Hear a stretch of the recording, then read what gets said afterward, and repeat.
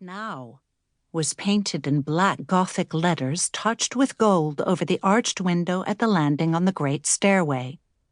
Young Mrs. Halloran paused before the window and turned, fancy toiling upward still, entangled in her skirt. "My grief," young Mrs. Halloran said, one hand on her breast and the other barely touching the wide polished handrail. "My lasting grief." "Hurry up, Fancy." Together, young Mrs. Halloran leaning lightly upon the shoulder of her daughter, they moved out of sight down the hall, into the vastness of the upper left wing which, until so recently, they had shared with Lionel. Essex looked after them with distaste. "I should think Lionel would have welcomed the thought of dying," he said. "Don't be vulgar," said Miss Ogilvy. "Even with me, please remember that we are employees, not members of the family." "I am here, however, if you please," Aunt Fanny said suddenly from the darkest corner of the hall. "You will, of course, have overlooked the fact that Aunt Fanny is here, but I beg of you, do not inhibit your conversation on my account. I am a member of the family, surely, but that need not—" Essex yawned again. "I'm hungry," he said. "I wonder if it will be a proper dinner. This is the first funeral since I've been here," Miss Ogilvy said, "and I'm not sure how she manages.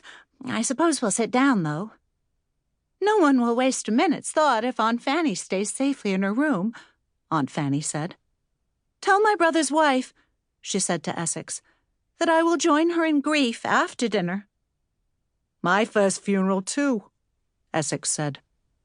Lazily, he stood up and stretched again. "Makes you sleepy. You think the old lady's locked up the gin in honor of the day?" "They'll have plenty in the kitchen," Miss Ogilvy said. "But just a teensy one for me, thanks." "It's over," Mrs. Halloran said. She stood behind her husband's wheelchair, looking down onto the back of his head with no need now to control her boredom.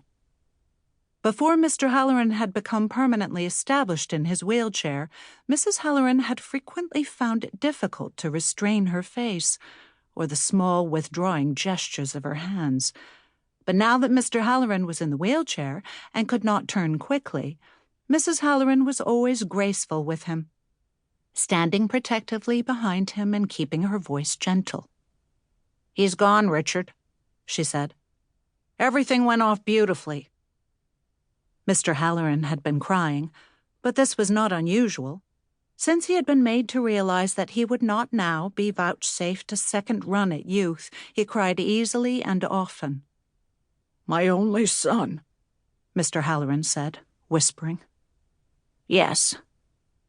Mrs. Halloran forbade her fingers to drum restlessly upon the back of the wheelchair. One should not fidget in the presence of an invalid.